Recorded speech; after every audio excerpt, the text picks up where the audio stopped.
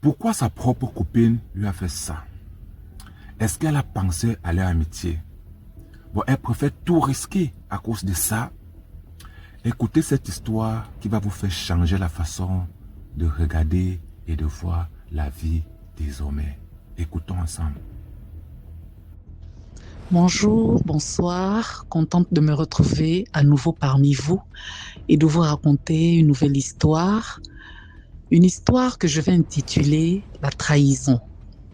Donc, c'est l'histoire de deux amis, deux meilleures amies, des copines, qu'on va appeler Muriel et Joséphine. Alors, Muriel et Joséphine, c'était des meilleures amies, elles vivaient life, c'était cool, au calme, tranquille, quoi. Et maintenant, Muriel, elle avait son grand frère qui vivait en Europe, qui était marié à une femme, voilà, de chez eux, si on peut dire de leur région, voilà. Et ça faisait plusieurs années qu'ils vivaient déjà là-bas, en Europe.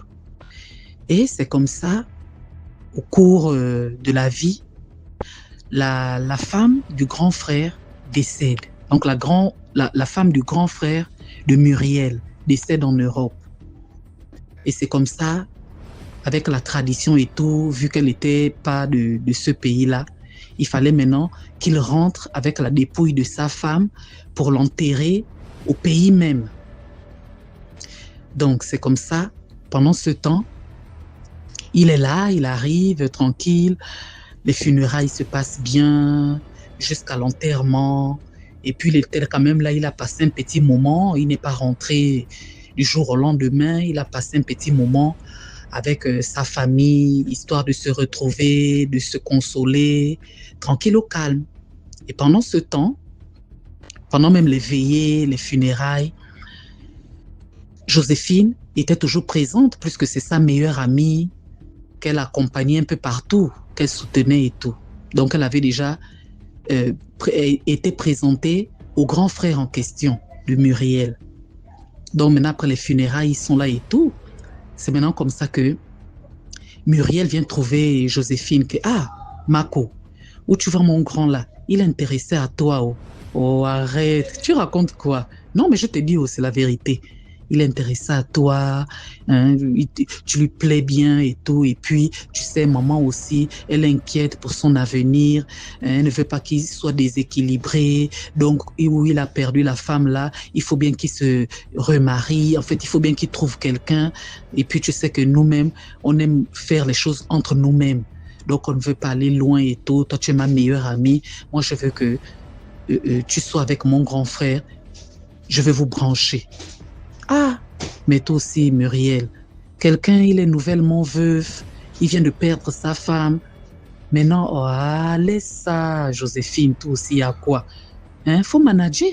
Tu sais que là où il est là, quand il va rentrer là, avec toutes les bendelles qui tournent dans le monde entier là, elles vont faire le grappin sur lui. Ah, faut pas rater une occasion comme ça là. Tout ce que Dieu fait est bon. Donc tu vois où il est là, lui-même, tu l'as tapé à l'œil. Donc, profites-en seulement. Hein? On va manager ça. T'inquiète, on va manager ça. Comme ça, il va aller là. Après, il va t'envoyer ton billet. Tu vas aller le retrouver là-bas.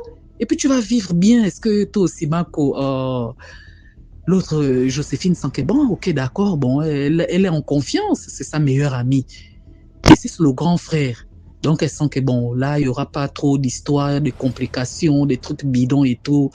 En tout cas, c'est bon. On va rouler comme ça. Donc, c'est comme ça. Entre-temps, elle sort maintenant un peu avec le grand frère là en question. Ils font plus ample connaissance. Ils vont manger, ils vont boire, ils se baladent un peu et tout. Vraiment, c'est la tchatch, quoi. Et c'est comme ça, maintenant, lors d'une de leurs balades, on peut dire de leur dernière balade, ils rentrent, puisqu'ils sont des gens consentants, ils se sont déjà bien entendus. Et quand il est arrivé pendant son séjour, il avait pris un appartement pour ne pas être en famille où c'était saturé et tout. Donc, il va tranquillement à l'appartement avec Joséphine. Ça passe toute la nuit, c'est tranquille, c'est cool, au calme. Donc maintenant, au petit matin, Joséphine rentre tout naturellement, ils se séparent bien. Bon, on s'appelle chérie, bisous. En tout cas, c'était cool, c'était merveilleux, j'ai aimé. Ah oui, moi aussi. Donc, elle est là maintenant tranquille. Elle envoie même les nouvelles à Muriel, sa copine, que oh, c'était comment là-bas la copine? Oh non, laisse, pardon. Oh non. Lui, j'ai trouvé l'homme de ma vie. Oh. Lui là, pardon, je m'accroche seulement un tour. Non, Marco, merci, non, tu es trop forte. Tu as bien vu juste. Lui là seulement, je ne laisse pas. Et là maintenant, la journée passe et tout. Elle commence à envoyer un peu un message. Rien, il ne répond pas. Elle envoie 2, 3, 4 messages. Rien, il ne répond pas.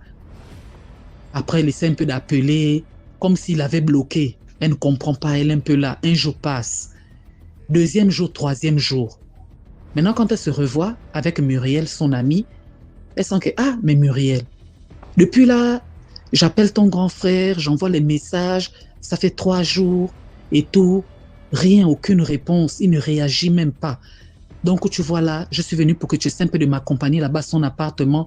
On va quand même essayer d'aller voir, ou bien tu essaies d'appeler sur ton téléphone. Muriel dit, oh. Donc, depuis là, tu ne sais pas qu'il est rentré. Quoi? Elle tombe des nues. Rentré comment? Oh. Mais toi, tu dors, maman. Lui, il est déjà rentré. Hier, on l'a accompagné à l'aéroport. Joséphine est dépassée que non, c'est faux, arrête. Elle dit, il est rentré, je te dis. On l'a accompagné hier à l'aéroport. Il a pris son envol, il est rentré. Quoi? Il ne t'a pas dit. Elle sent qu'il ne m'a rien dit. On s'est bien séparés là il y a 3 jours. Au calme, tranquille, qu'on devait se revoir parce qu'il avait encore un peu de temps et tout. Elle dit non, il est rentré comme je suis en train de t'expliquer, Marco. Donc, c'est comme ça maintenant. Tout ce que Muriel disait, c'était en fait de l'ironie parce que c'était un plan machiavélique bien monté. Donc de Muriel, de son grand frère et de toute leur famille. Parce que en venant enterrer sa femme, il fallait faire des rituels qu'on appelle la séparation. Voilà. Donc, comme ils étaient unis, ils étaient mariés, dans les traditions africaines, il y a ce qu'on appelle la séparation des liens. Voilà, couper les liens, les séparer définitivement. Et maintenant, la dernière étape du rituel, c'est que le veuf doit aller coucher avec une femme. Et quand tu couches avec une femme, c'est sans préservatif. Et c'est juste une fois. Donc, c'est un rituel qui est un rituel, le dernier rituel là, qui ne doit pas se répéter. Donc, une fois qu'il a fini de coucher, il n'y a pas de sentiment, il n'y a pas de se revoir, il n'y a pas de quoi. Il tourne le dos et puis le rituel est accompli. Donc, pour accomplir ça maintenant, il fallait qu'il trouve une go. Et maintenant, Muriel, l'amie, a réfléchi que, comme il y a trop de maladies dehors là, partout avec les vendeuses là, pour ne pas que mon frère tombe dans un mouvement bizarre, comme c'est un truc qu'il faut faire sans se protéger, sans porter le préservatif.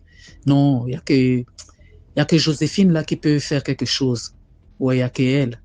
Quand je réfléchis là, je sens qu'il n'y a qu'elle. Ok, bon, je vais les brancher et puis voilà. Donc, ils ont monté tout le plan.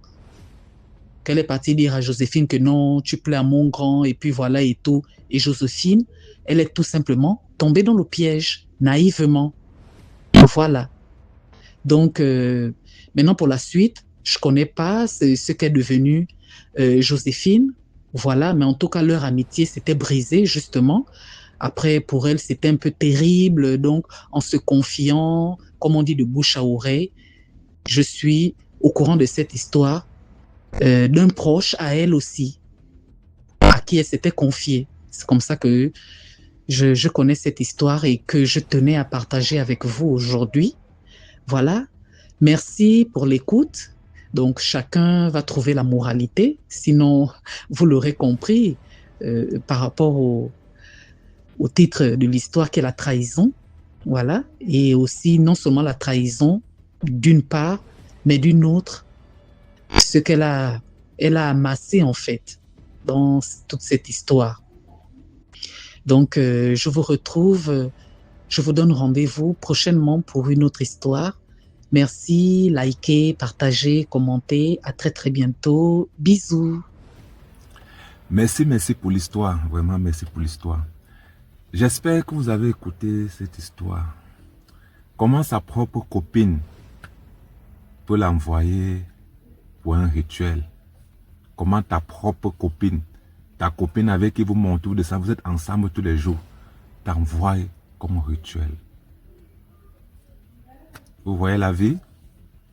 J'attends vos avis en commentaire. Mettez-nous vos avis en commentaire. Est-ce que ce qu'elle a fait, c'est bien?